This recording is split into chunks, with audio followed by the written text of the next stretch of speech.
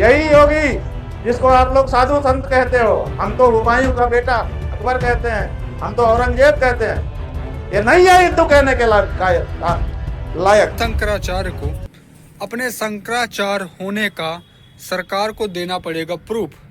पहले SIR form भरवाओ, जनता भारत की नागरिक है या नहीं है इसका प्रूफ दो। अब तो ये सरकार बाबाओं को भी नहीं छोड़ रही है। इसको ले जा करके पीट रहे थे, इसके गले में ये पीला पहचान के लिए दुपट्टा छपा था। आप देखिए इसमें इसके नाक से खून बहने लग गया। तो किसी साधु संत के, योगी के, धर्माचार्य के नियंत्रण में रहने वाला जो मेला प्रशासन है, वो किसी आचार्य का, किसी संत का अपमान कैसे कर सकता है? हम गंगा स्नान परमिशन लेकर नहीं करेंगे। वो हमारा जन्म सिद्ध अधिकार है और उस अधिकार को छीनने का अधिकार किसी को नहीं है। दरअसल मामला ये हुआ कि मेला प्रशासन ने शंकराचार्य के रथ को रोक दिया। मेला प्रशासन ने कहा, महाराज आप रथ से गंगा स्नान करने नहीं जा सकते हैं, आपको रथ से उतरना पड़ेगा।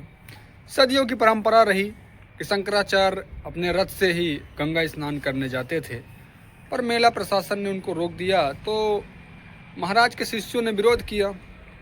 जब महाराज के शिष्यों ने विरोध किया तो पुलिस और उनके शिष्यों के बीच हाथापाई हो गई। तो पुलिस प्रशासन ने उनकी चोटी पकड़ के उनको पटक दिया। तो ये मामला गरमाया हुआ है। ये मंदिर तोड़ने का समर्थन करने वाला आदमी है।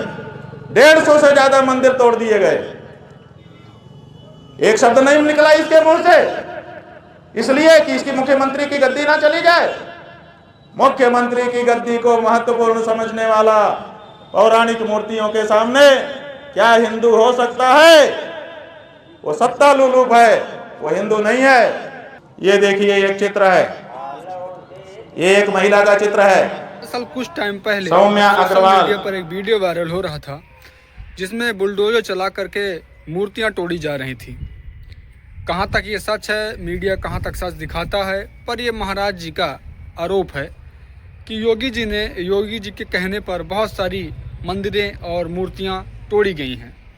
लगातार आरोप पे आरोप लग रहे हैं और शंकराचार्य अन्य शंकराचार्यों की अपेक्षा योगी जी से ज़्यादा नाराज। हमने इनको सामने खड़ी हुई देखा था। ये चाहती तो सम्मानजनक तरीके से, अगर समस्या उत्पन्न भी हो गई थी वैसे तो उत्पन्न ही नहीं करना चाहिए था। अगर मातहतों ने उत्पन्न कर दिया था तो बड़ा अधिकारी वहां पर मौजूद है, तो उसका ये कार्य है कि वो उसको संभाले। लेकिन 2-2.5 घंटे तक वहां पर हमारे लोगों को मारा पीटा जाता रहा और ये सबकी खड़ी होकर के गवाह बनती रही। ये कमिश्नर बनेंगी, बनाए रखो, तुम्हारी प्रिय होंगी, लेकिन हमारी आंखों से गिर गई। हम नहीं समझते कि ये कमिश्नर सौम्या अग्रवाल जी के ऊपर भी बाबा जी ने जम के आरोप लगाया। उनका कहना था कि सौम्या अग्रवाल जी वहां उपस्थित थी, मौके पर उपस्थित थी, पर उन्होंने जब उनके शिष्यों को पीटा जा रहा था तब सौम्या अग्रवाल जी ने कोई एक्शन नहीं लिया, रोकने का और उस घटना को रुक जाने का कोई निर्देश। दूसरा चित्र देखिए, ये एक चित्र है। इस चित्र में नाम लिखा है मोहित गुप्ता, गृह सचिव। ये उत्तर प्रदेश गृह मंत्रालय के सचिव के स्तर का व्यक्ति है। कितनी बड़ी इसकी पदवी है, पूरे प्रदेश के मामले देख सकता है। ये स्वयं सादे ड्रेस में, ये फोटो जो है ये इंटरनेट से निकाला है, इसलिए इसमें वर्दी में है। ये सादे ड्रेस में एक बहुत अच्छा सा कोट पहन करके खड़ा था वहां पर और हैंडसम लग रहा था, देखने में बहुत अच्छा लग रहा था। हमको सबसे पहले इसी ने आकर्षित किया अपनी ओर, क्योंकि जितने लोग खड़े थे उसमें सबसे हैंडसम यही लग रहा था। बाबा जी बहुत गुस्साए हुए। और फिर हमने क्या देखा, पहली बार हमने अपनी नज़रों से बहुत सारे वाकये हम भी देख चुके हैं, पुलिस को भी देख लिया है, मार पिटाई भी देख ली है, पुलिस ने हमको भी 15 में मारा था वो भी देख लिया है, सब कुछ देखा है हमने, अनुभवी हम भी है थोड़े थोड़े। लेकिन हमने ये नहीं देखा कि कोई बड़ा अफसर स्वयं अपने हाथ से बालकों को, दंडी सन्यासियों को, बच्चों को मार रहा हो। और हमने ये देखा कि ये गृह सचिव अपने हाथ से उनके गले को पकड़ करके और ये जो कोहनी है इससे मार रहा था।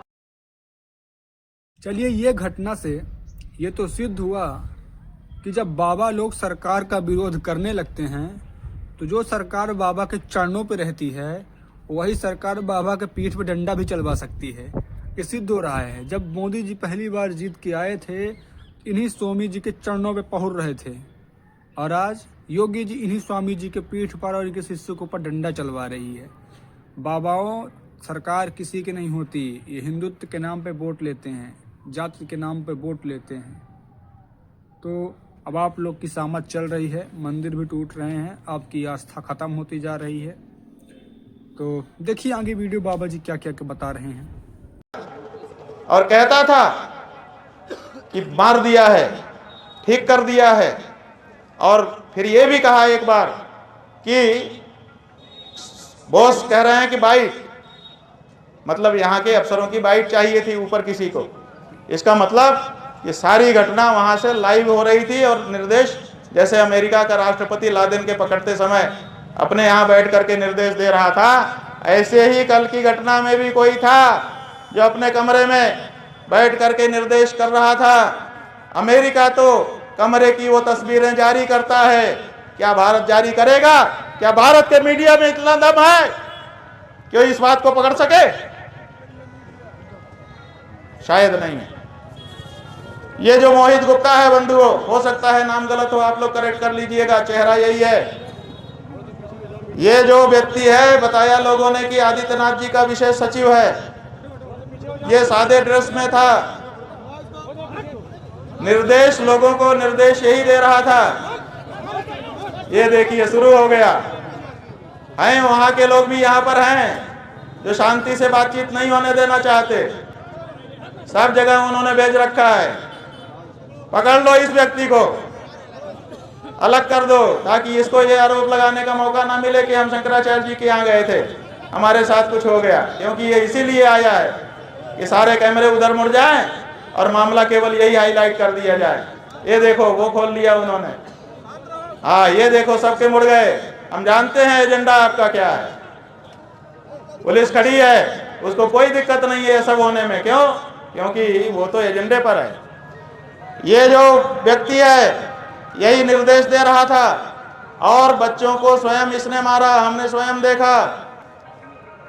और ये कह रहा था, डरा रहा था तरह तरह के शब्दों से, और कह रहा था कि तुम लोग अभी कम उम्र के हो, जिंदगी खराब कर देंगे। ये धमकी दे रहा था ये व्यक्ति। ये पुलिस है कि गुंडा है? उसके बाद एक और चेहरा आपको दिखा रहे हैं, ध्यान से देखिए। ये एक चेहरा है, ये एक चेहरा है।